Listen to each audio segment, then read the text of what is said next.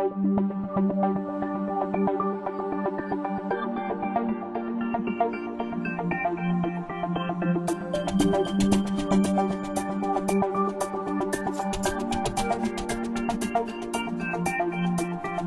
Heimlich maneuver can sometimes remove a foreign body from the airway and save a person's life.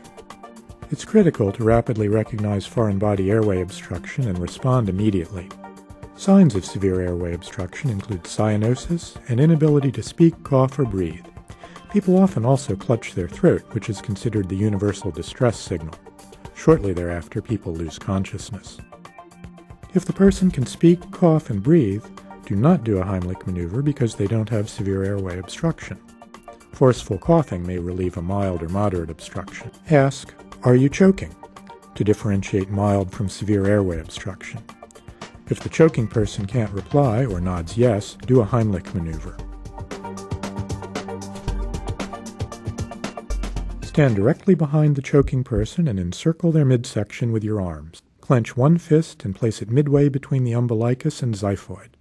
Grab the fist with your other hand and pull sharply backward and upward with both arms. Repeat as needed up to 6 or 10 times. Apply significant force. Use more than a firm hug, but not your maximum strength, to avoid injuring the ribs or internal organs. Given the rapidly fatal nature of the situation, use your best judgment as to the appropriate force. If the choking person is obese or in late pregnancy, use chest thrusts instead of abdominal thrusts. In children less than 20 kilograms, typically less than 5 years, apply only very moderate pressure. Kneel at the child's feet rather than over their torso or standing. In infants under 1 year, don't do the Heimlich maneuver.